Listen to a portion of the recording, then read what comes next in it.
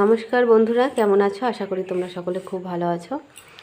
তো কালকে আমি তোমাদেরকে দেখিয়েছিলাম প্রথম ক্লাসটা, তো আজকে হচ্ছে দ্বিতীয় ক্লাস। তো আজকে আমি তোমাদেরকে পুরো ভিডিওটা দেখাবো, ইঞ্চি টেপের মাপ কিভাবে নিতে হয়, আর কোন মাপটাকে কি বলে, আর কি করে কামিজের কাটিং করবে, ফ্রকের কাটিং করবে, সমস্ত কিছু আমি তোমাদেরকে ডিটেলসে দেখাবো।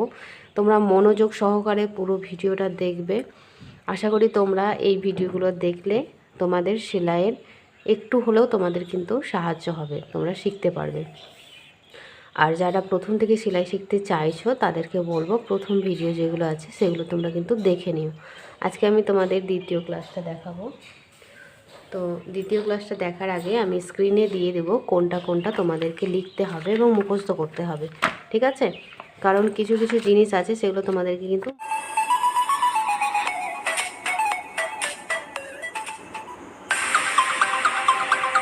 মুখস্থই করতে হবে, তা না হলে কিন্তু হবে না। তো এখানে আমি ড্রয়িং করে রেখেছি, এটা আমি তোমাদেরকে বুঝিয়ে দেব। আর এটা হচ্ছে তোমাদেরকে লিখতে হবে। এখানে লেখা আছে, এটা তোমাদেরকে আমি ওখানে স্ক্রিনে দিয়ে দেব। তোমরা কিন্তু এটা দেখে দেখে পুরোটা লিখে নেবে এবং তোমরা মুখস্থ করে নেবে, ঠিক আছে? তো চলো আমি তোমাদেরকে প্রথমে আগে বুঝিয়ে দিই। তো দেখো, যখন কাপড় কাটবে, কামিজ কাটবে বা ফ্রক কাটবে, টপ কাটবে, যে কোনো কিছু কাটার আগে কিন্তু আমরা কাপড়টাকে 4 ভাঁজ করে নেব। তো এটা আমি কামিজের জন্য দেখাচ্ছি।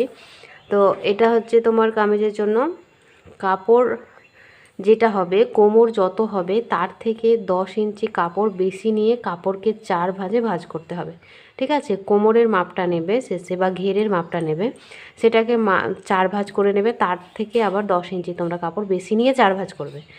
এবার দেখো, এখানে আছে লম্বা যত হবে তার সঙ্গে 2 যোগ করতে হবে। যেমন 36 ইঞ্চি যদি হয় তাহলে 38 ইঞ্চি নিতে হবে।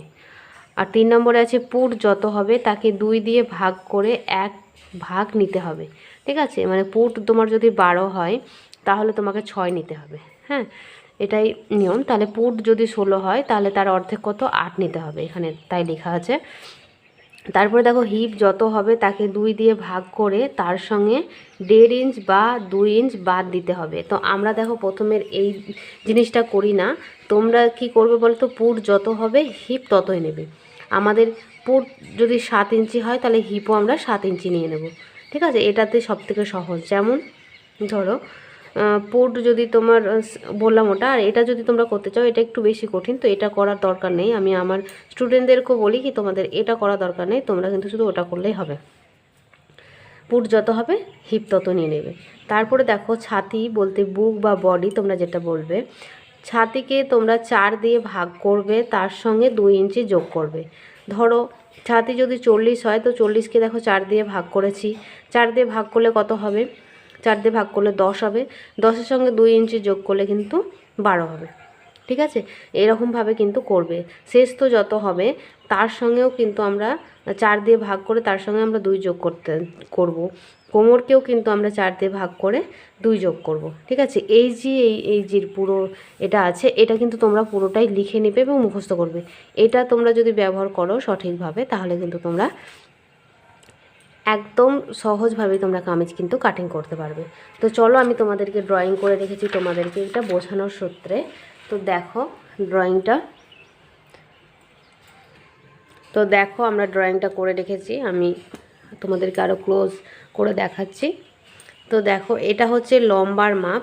আমরা কাপড়টাকে যখন 4 ভাঁজ করে নেব এরকমভাবে ভাঁজ করা থাকবে 4টা ভাবে, আর যেই দিকটা তোমার বন্ধের দিক থাকবে সেই দিকটা তোমার দিকে থাকবে, আর খোলা দিকটা কিন্তু অপর সাইডে। ধরো এইরকমভাবে আমার কাপড় থাকলো, ঠিক আছে? তাহলে আমার দিকে এটা আছে, আমার দিকে দেখো জয়েন্টের দিক, আর অপর দিকটা হচ্ছে তোমার খোলা দিক। তাহলে দেখো এখান থেকে আমরা প্রথমে লম্বার মাপ নিয়ে নেব, লম্বার সঙ্গে কিন্তু 2 ইঞ্চি আমরা প্লাস করব। তারপরে দেখো পুটকে আমরা 2 দিয়ে ভাগ করব, দিয়ে তার সঙ্গে কিন্তু আমরা মানে 2 দিয়ে ভাগ করে যেটা হবে সেটা আমরা নেব। এবার পুট আমাদের 7 হলো, তো ঠিক পুট যত হবে আমরা কিন্তু এটা হচ্ছে হিপ, এটা হচ্ছে হিপ, এই পুট যত হবে হিপ ততই হবে, ঠিক আছে? পুট আমরা 7 নিলে হিপও 7 হবে। আর এখান থেকে দেখো আমরা 1/2 ইঞ্চ ডাউন করেছি, আমরা খোলা দিকে কিন্তু 1/2 ইঞ্চ এইভাবে ডাউন করেছি, তোমরা ডাউন করে নেবে। তারপরে ঠিক একদম পুটের হিপের নিচ থেকেই দেখো একদম এই বরাবর কিন্তু আমাদের বডির মাপ বা ছাতির মাপ বা বুকের মাপ যেটাই বলো, সেটা কিন্তু আমাদের এই হিপের বরাবর আসবে। ছাতিকে দেখো আমরা 4 দিয়ে ভাগ করেছি, তারপরে 2 ইঞ্চি প্লাস করেছি। ঠিক আছে, ছাতিকে আমরা 4 দিয়ে ভাগ করে 2 ইঞ্চি প্লাস করেছি। আর এর 2 ইঞ্চ প্লাস করেছি মানে এই যে 2 ইঞ্চ লুজ রেখেছি আমি, সেটাই। এই যে মাঝের অংশটা এটা হচ্ছে শেষতো। ঠিক আছে, আমাদের মাঝের যে অংশটা আমরা তোমাদেরকে মাপ কীভাবে নিতে হয় সেটাও দেখিয়ে দেবো, তোমরা ক্লাসগুলো মিস করবে না। তারপরে দেখো শেষতোটাকেও আমরা 4 দিয়ে ভাগ করে 2 কিন্তু প্লাস করছি। তারপরে দেখো ঠিক কোমরে মানে এখান থেকে এই যে বুকের মাপ থেকে 6.5-এর একটা দূরত্বতে কিন্তু আমাদের শেষতোর মাপ হবে। আবার এইখান থেকে মানে ছাতির মাপ থেকে 13 ইঞ্চিতে কিন্তু আমাদের কোমরের মাপটা হবে, তাই দিয়ে দিয়েছি এখানে। কোমরকেও দেখো আমরা 4 দিয়ে ভাগ করে 2 ইঞ্চ প্লাস করব। আর এইটা হচ্ছে নিচের ঘের তোমাদের যত হবে তার সঙ্গেও তোমরা কিন্তু 2 ইঞ্চ প্লাস করে দেবে। হ্যাঁ, ঘের যেটা হবে তোমাদের তার সঙ্গে। আর এই যেটা সেলাই এটা হচ্ছে ফাড়া কীভাবে সেলাই করতে হয় সেটা আমি তোমাদেরকে দেখাবো পরে। ঠিক আছে, চলো তাহলে এবার ইঞ্চি টেপের মাপটা আমি তোমাদেরকে বুঝিয়ে দিই কীভাবে ইঞ্চি টেপের মাপ নিতে হয়। তো দেখো আমি ফিতেটা নিয়ে চলে এসেছি, আমি তোমাদেরকে সুন্দরভাবে কিন্তু আমি দেখাবো, তোমরা একটু মনোযোগ সহকারে কিন্তু দেখো। ঠিক আছে, এখান থেকে যেটা তোমাদের দেখো এখানে টিনের দাগ আছে, এটা বাদ দাও, এই টিনটা দেওয়া আছে বলে বোঝা যাচ্ছে না, এখান থেকে বাদ দাও, এইখান থেকে দাও। এইখান থেকে তোমরা এই যে ছোট ছোট যে দাগগুলো আছে সেগুলোকে সুদ বলে। ঠিক আছে, পয়েন্ট বলতে পারো বা সুদ বলতে পারো, এই ছোট ছোট দাগগুলো হচ্ছে সুদ। তাহলে এখান থেকে শুরু করবে তোমরা 1 2 3 4 5 6 7 8 8 ইঞ্চিতে হচ্ছে 1 ইঞ্চি, 8 সুতে হচ্ছে 1 ইঞ্চি।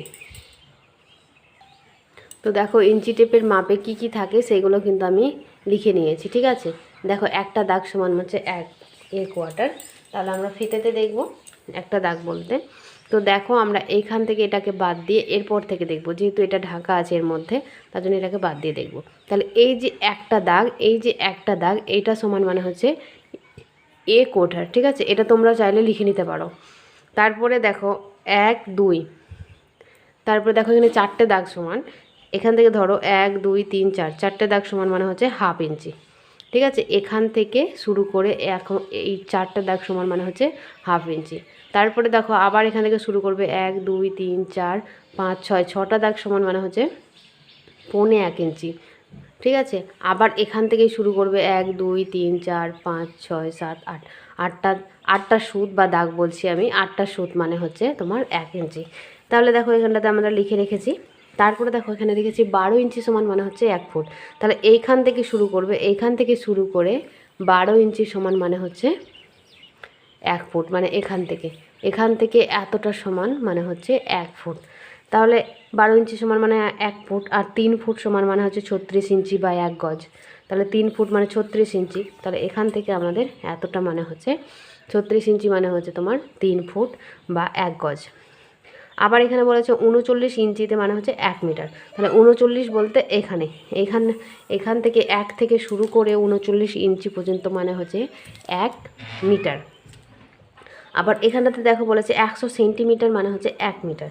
তাহলে 100 সেন্টিমিটার আমরা উল্টে দিলেই দেখতে পাবো এখানে 100 সেন্টিমিটার। এইদিকে যেমন 39 হচ্ছে, তাহলে সেন্টিমিটারে কিন্তু আমাদের 100 হচ্ছে। এই ছোট ছোট দাগগুলো হচ্ছে সেন্টিমিটার, আমাদের এইগুলো হচ্ছে ইঞ্চির মাপ, আর এইগুলো হচ্ছে সেন্টিমিটারের মাপ। 2 হাত 36 ইঞ্চি বা 1 গজ, আমরা একই রকমভাবে 2 হাতও বলতে পারি, দেখতে পাচ্ছ না তোমরা, 2 হাতও বলতে পারি, 36 ইঞ্চিও বলতে পারি বা 1 গজও বলতে পারি। ঠিক আছে, তাহলে এই হচ্ছে ইঞ্চি টেপের মাপ। এই জিনিসটা কিন্তু তোমাদের জানতেই হবে, প্রত্যেকটা পয়েন্ট প্রত্যেকটা সুদ আমাদের কিন্তু কাজে লাগে সেলাইয়ের ক্ষেত্রে। তাই তোমরা কিন্তু এই ভিডিওটা মনোযোগ সহকারে দেখবে, একবারে বুঝতে না পারলে তোমরা রিপিট করো, বারবার দেখো, তাহলে আমাদের দেখো এটা কিন্তু হয়ে গেল। এটা চাইলেও তোমাদেরকে আমি স্ক্রিনে দিয়ে দেবো, তোমরা কিন্তু এটা লিখে নেবে। তো দেখো তোমরা বন্ধুরা যারা ভিডিও দেখছো তাদের যদি বিন্দুমাত্র আমার ভিডিও দেখে তোমরা কিছু শিখতে পারছো, তাহলে অবশ্যই চ্যানেলটাকে সাবস্ক্রাইব করে দিও, আর পাশে থাকা বেল আইকনটা অবশ্যই অল করে দিও, যাতে আমার ভিডিও দেওয়ার সঙ্গে সঙ্গে তোমাদের কাছে পৌঁছে যায়। আর তোমাদের যদি কোনো রকম সমস্যা কোনো কিছু জানার ইচ্ছে হয় তো অবশ্যই তোমরা কিন্তু এটা আমাকে কমেন্ট করে জানাবে, তাহলে আমি তোমাদেরকে শেখাতে বা বোঝাতে পারবো। আমার যতটুকু আমার মধ্যে শিক্ষা আছে, যতটুকু আমি জানি সেই অনুযায়ী তোমাদেরকে আমি শেখাবার চেষ্টা করব। তো আজকের ক্লাসটা কেমন হলো তোমরা অবশ্যই কমেন্ট করে জানাবে।